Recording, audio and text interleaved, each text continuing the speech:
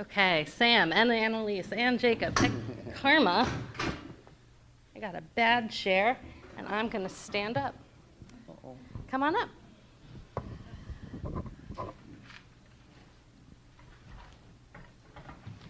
So today, the grown-ups are talking about truth, and we're talking about truth in our class today too, but we're going to focus on knowing ourselves as truth today. Now, I want to ask everybody to raise their hand if you've ever felt like an outsider. Take a look around. Keep those hands up for a sec. Yeah, I see all the hands up.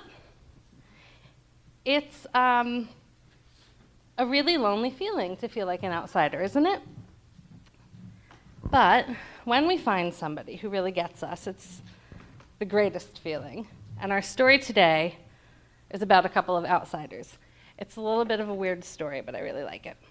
It's called The Child Who Grew Flowers. Rink Bowwagon was from the deep country. He lived out past where the blacktop road became a dirt road, and the dirt road petered out into a little footpath.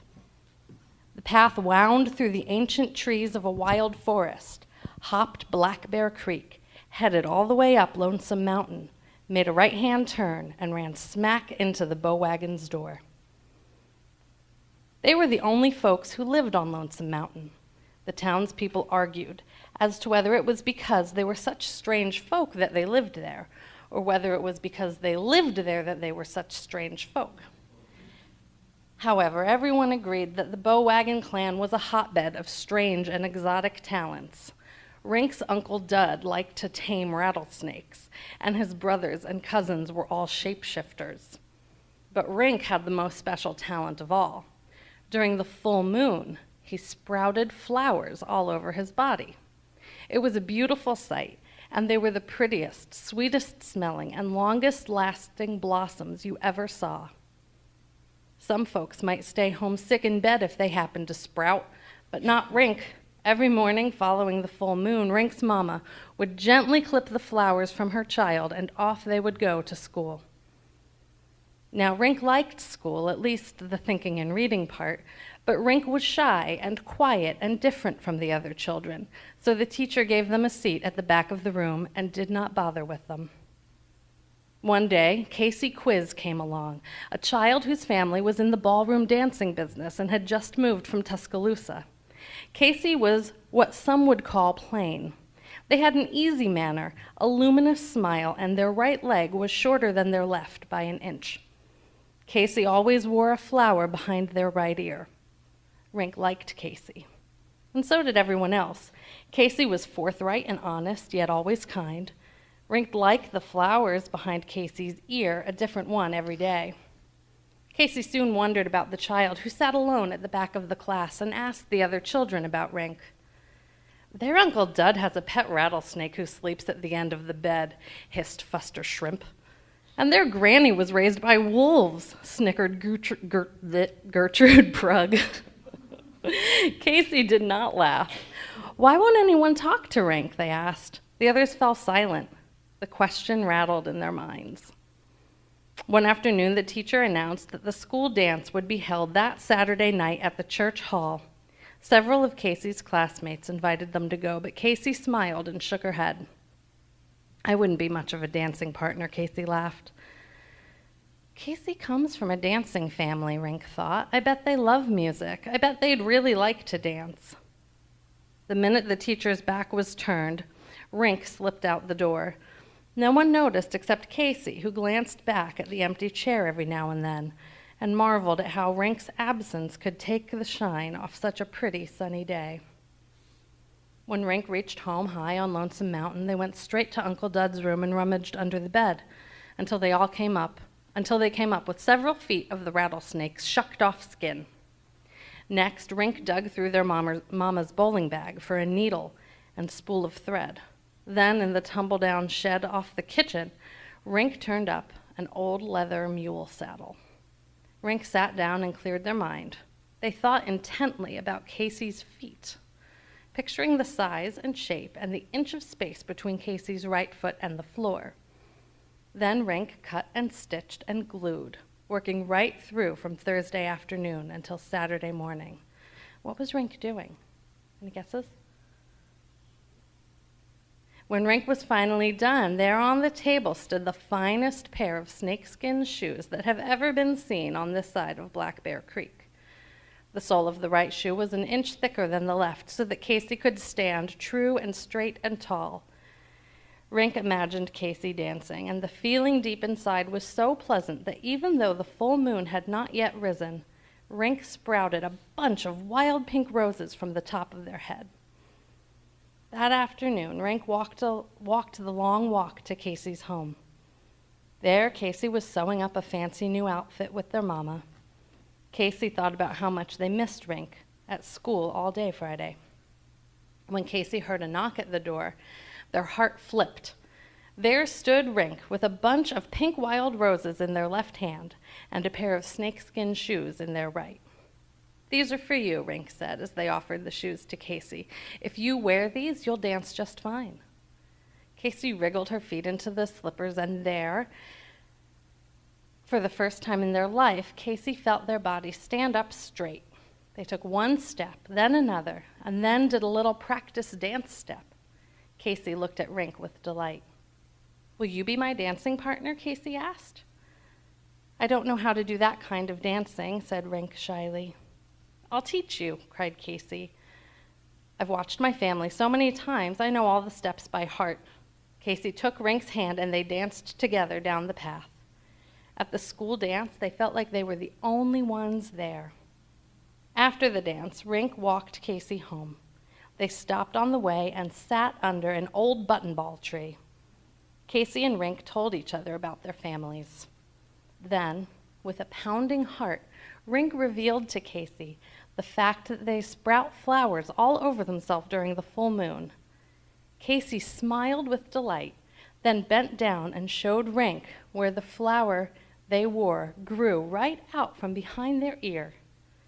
From that day on, Casey Quiz and Rink Bowwagon were fast friends, Casey wearing their snakeskin shoes every day, and when the shoes wore out, Rink made another pair. Rink has been making Casey all of their shoes for 25 years now. The two of them have their own house up on Lonesome Mountain, only these days it's called Sweet Blossom Hill. Gardening is how Casey and Rink earn their living, and it's actually a family business. You see, every one of their 7 children was born with a green thumb. Let's go to class.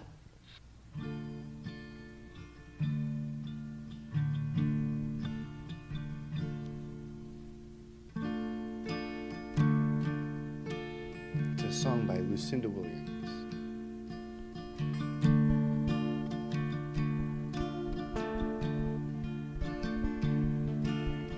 You got the power to make this mean old world a better place.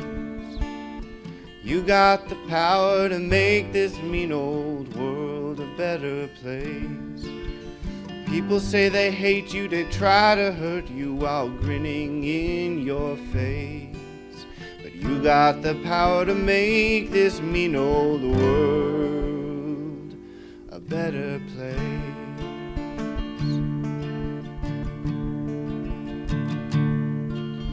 Before you can have a friend, you gotta be one.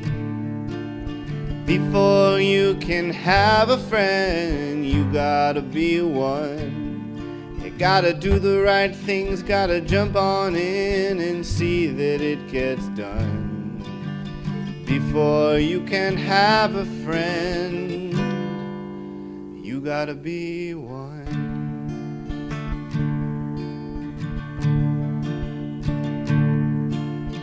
Everything is gonna change, everything but the truth. Everything is gonna change, everything but the truth. Don't play games, start taking names, believe you are bulletproof. Everything is gonna change, everything but the truth.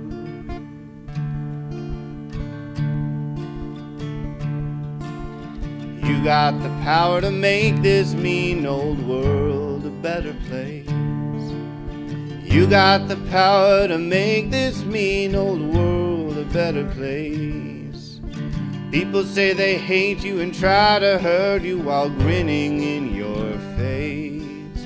You got the power to make this mean old world a better place.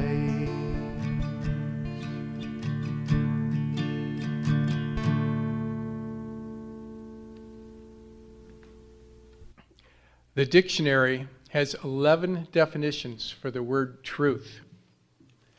The one that defines the one truth, the ultimate truth, truth with a capital T, goes like this: ideal or fundamental reality apart from and transcending perceived experience. Heavy, right? Let me repeat that. Ideal or fundamental reality apart from and transcending perceived experience. In other words, just as what most religions and most quantum physicists will tell you, what we experience out here with our five senses is not the ultimate reality. However, we feel compelled to find and experience that reality, that truth, while we are in the midst of this perceived experience. Ah, the great mystery of life. Seeking truth is attempting to know what is true about the nature of reality. This is easier said than done, as scientists have endlessly discovered. I'm pretty sure that no quantum theory, no religion, no scientist, no holy sage, no sacred book will ever reveal the ultimate truth to us. These things might point the way towards the truth, but we must not make the mistake of thinking that it is the truth. Although the search for truth must be an individual one, because we are all interconnected and all one, I believe that ultimately it will be a collective search. As the cliche says, truth is not a destination, it's a journey. There are many aspects of truth and many ways to experience it. In other words, every one of us has our own unique truth. We would do well to regard what is true for us with great humility, as well as an open mind and an open heart, as we engage what is true for others. Anthony DeMello wrote, quote, "To a visitor who described himself as a seeker of truth, the master said, 'If what you seek is truth, there is one thing you must have above all else.'" "I know," answered the student, an overwhelming passion for it. "No," said the teacher, an unremitting readiness to admit you may be wrong. End quote. Professor Doug Elmendorf tells his students at Harvard, quote, "Courage is not just about standing up for what you believe. Sometimes courage is about sitting down and listening to what you may not initially believe." End quote. This is not to say that if we all just listened more, our wounds would heal, our conflicts end, nor does it mean abandoning our values. Theologian Reinhold Niebuhr once said, quote, "It's always wise to seek the truth in our opponent's error and the error in our own truth." And listening closely and bravely to an opposing view deepens our insight and sharpens our arguments, especially in our public life. End quote. In other words, keep an open mind.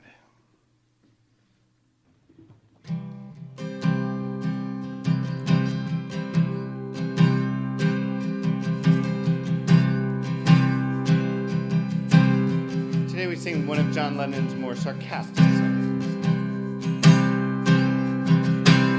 I'm sick and tired of hearing things from uptight, short-sighted, narrow-minded hypocrites. All I want is the truth. Just give me some truth. I've had enough of reading things by neurotic, psychotic, pig-headed politicians. All I want is the truth. Just give me the truth. I'm sick to death of seeing things from tight-lipped, condescending mama's little chauvinists. All I want is the truth. Just give me some truth. All I want is the truth. Just give me some truth. All I want is the truth. Just give me some truth. All I want is the truth. Just give me some truth. I'd like to start my talk today with a brief disclaimer. Everything I will be saying to you today has been cobbled together from the many sources provided to us from our touchstone resources for this month's theme of truth. And while the words are not mine, I do agree with them 100%. But I did come up with the jazzy title for my speech all by myself. Truth. Keep an open mind. Our fourth Unitarian Universalist principle affirms a free and responsible search for truth and meaning. Truth is the philosopher's passion, the scientist's North Star, and the poet's muse. The Reverend Kenneth Patton wrote of a UU meeting house as, quote, a house of truth-seeking where scientists can encourage devotion to their quest, where mystics can abide in a community of seekers, end quote. Science and religion are valuable tools for truth-seeking, complementary, not contradictory. When it comes to beliefs, it's hard to pin down Unitarian Universalists. Sometimes we're criticized for having no beliefs. Sometimes we're criticized for having too many beliefs, that we believe anything we want. Sometimes these criticisms are appropriate. Sometimes they're not. The whole subject of UU beliefs is a fuzzy one. However, the problem with this line of criticism is that, in addition to it being true, it is mostly misguided and irrelevant. Unitarian Universalism is not a religion that is centered around a common belief system, religious belief system. This is sometimes called a creed, and it's something that we have uniformly resisted and opposed throughout our history. Although we do not have a creed, we hold a uniform value system that is well expressed in our 7 principles. To say we don't hold uniform beliefs does not mean that we don't hold beliefs. On the contrary, most UUs I know have very strong opinions about all manner of subjects and aren't afraid of expressing them. The problem is that our beliefs aren't consistent from one person to the next. Also, most UUs I know have not held the exact same set of beliefs over the course of their lifetime, but have shifted and altered those beliefs as time has passed, and most are not embarrassed to admit it. I know that's true of myself. So if the topic of discussion is Unitarian Universalist beliefs, the conversation is bound to be a fuzzy one. Our beliefs change from person to person at any one time, and our beliefs change from time to time for any one person. There is, I admit, a grave danger in embracing this fuzzy thinking. If all our knowledge is fuzzy because the world that we know is fuzzy, it would be easy to conclude that it doesn't matter what we believe. This would be a huge mistake, because what we believe isn't going to be precisely certain anyway. And we aren't going to get it completely right, no matter what we do. I have long seen this fuzziness as a strength, not a weakness. We humans are not omnipotent, and we form our beliefs based on the best information that we have. If we're being responsible about our beliefs, they're bound to be altered in light of new information and new insights. We tend to agree with the French existentialist philosopher Simone de Beauvoir, who wrote, quote, "To say that life is ambiguous is to assert that its meaning is never fixed and must constantly be won," end quote. Religious fundamentalisms are the natural product of certainty. They are the consequence of a belief that what we know is actually the way things are. But absolutisms of certainty are not limited to religious ideas. One finds absolutists in nearly every field of knowledge, including every branch of the sciences. Whenever someone presents an idea as beyond all doubt, the human mind can get it wrong. So we can never be content that the ideas and opinions we form about the world are fully certain.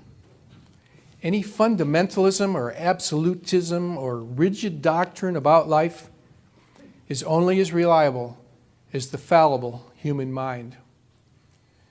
The quest for knowledge is a legitimate quest, for we can learn new insights and improve our understanding, but the quest for certainty is always, ultimately, illusory.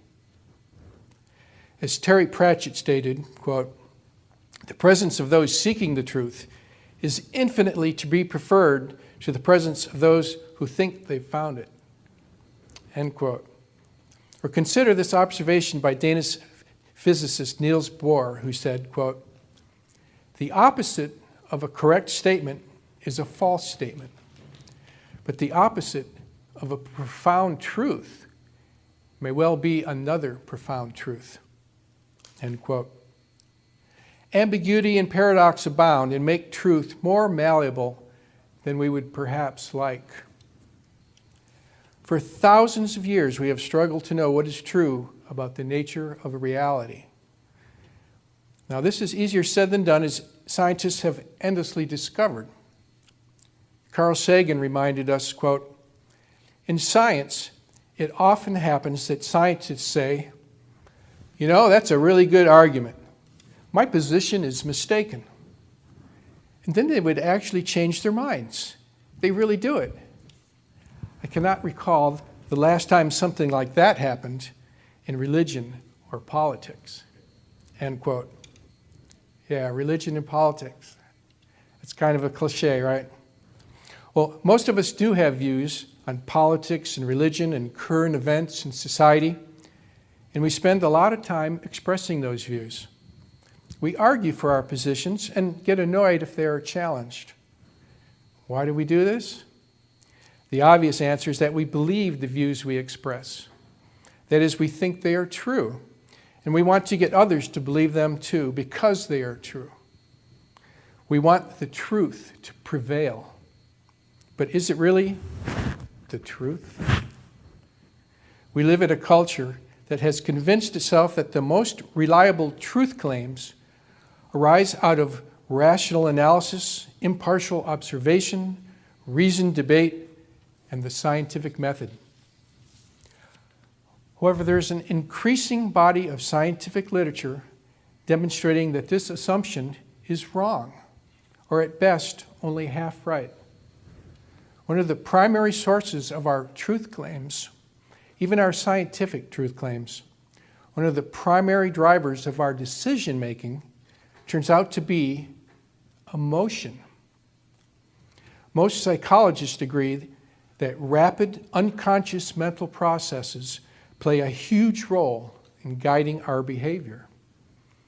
These processes are ordinary, everyday judgments, motives, and feelings that operate without conscious awareness, like a mental autopilot.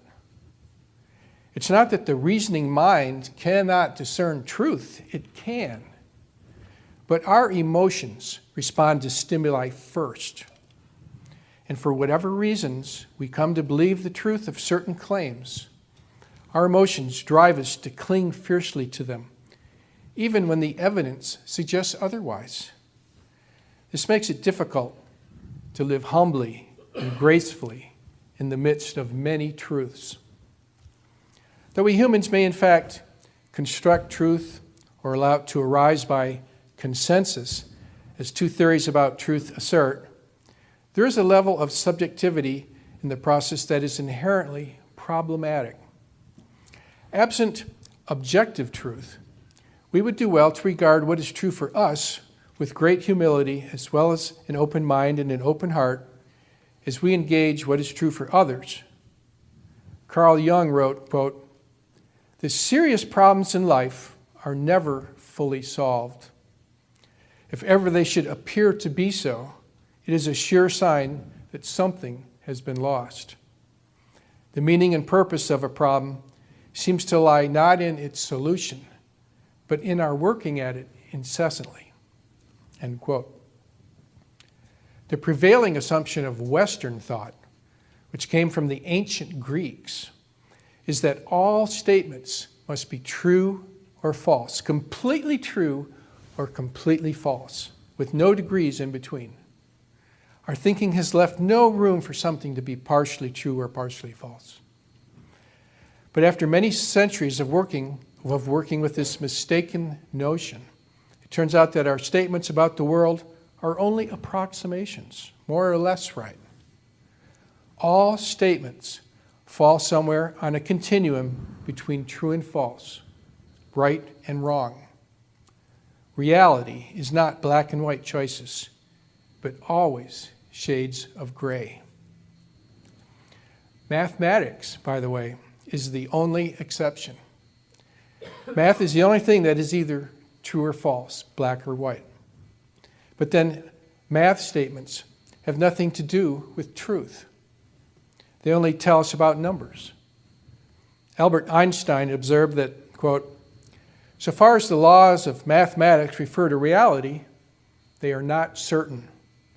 And so far as they are certain, they do not refer to reality." End quote. From this, it would seem that Einstein embraced a fuzzy reality as well. Fuzzy thinking means simply acknowledging that the truth about everything in the world is a matter of degrees, shades of gray. We hold beliefs because we want answers that are right, more or less. The task is to keep working at it until we are more and more right. A certain fuzziness, in the positive sense of the word, is at the heart of who we are. We usually call it a search for truth. We sometimes even call it a spiritual journey. Whatever we call it, we look forward to the next book, the next encounter, the next conversation, expecting our ideas to be more clearly formed and more adequate than before. Our spiritual values teach an openness to new ideas and views. These values suggest an inherent uncertainty and tentativeness, a fuzziness. If we were certain about our truths, we'd have no use for open-mindedness. It seems obvious that open-mindedness is essential to anyone who is seeking the truth in their life. G.K. Chesterton said that sanity consists in not worrying overmuch about consistency, that ordinary persons tend to stay sane because they care more for truth than they do for consistency. Ordinary persons, if they see two truths that seem to contradict each other, they take the truths and the contradiction with them rather than throw out one of the truths. Their sight is stereoscopic, binocular. They see two different pictures at once and are happier and larger for it. On the other hand, Chesterton points out that the extreme inconsistency can be found among those suffering from certain mental illnesses. He said that often one of the characteristics of the disturbed mind is an extreme consistency and a tremendous ability to connect one thing to another in an elaborate maze which is impossible to follow. You may feel there's an error in their thinking, but try to find it. Given the starting point, everything is connected and consistent. The problem, therefore, is that the logic is not that the logic is faulty, but that the premise is narrow. The problem is that the circle is small.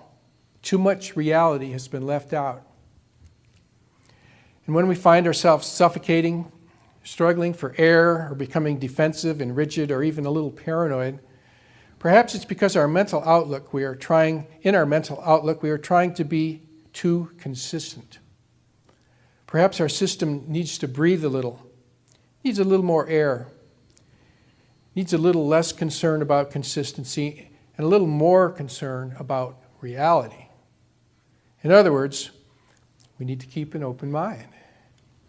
Truth is larger than any system that attempts to make sense of it. It is larger than our notion of consistency. It is larger than the intellect, which sometimes seems like it would like to reduce reality to a sphere the size of our head. Many scientists are pretty sure about the Big Bang Theory, which explains the birth of our universe, and prior to which, how everything that became the universe was compressed into an infinitesimally tiny point. All that is compressed into a unity, one truth that binds us together.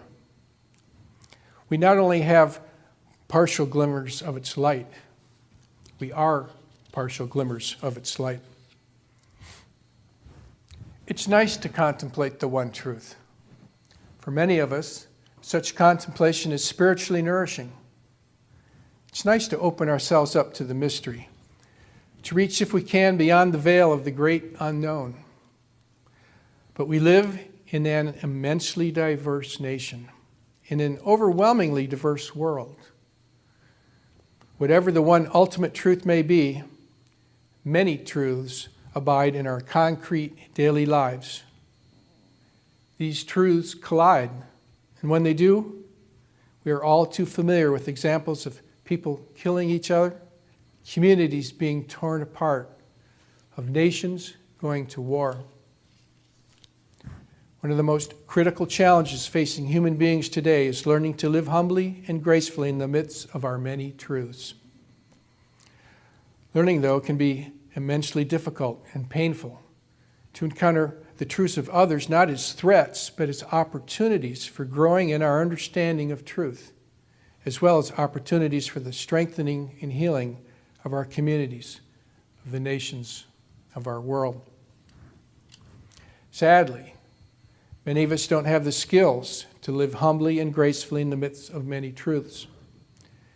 And when I refer to living humbly and gracefully in the midst of many truths, I'm talking about a capacity to encounter a truth that is different from one's own, to stay open to that truth long enough to discern its value to the person who holds it and its potential value to you, and then, if there is value to you, to integrate that truth into your own worldview. Living humbly and gracefully in the midst of many truths means living in such a way that you may be transformed by your encounter with another human being or culture, that your truth might change today. But that will never happen unless you keep an open mind. Thank you.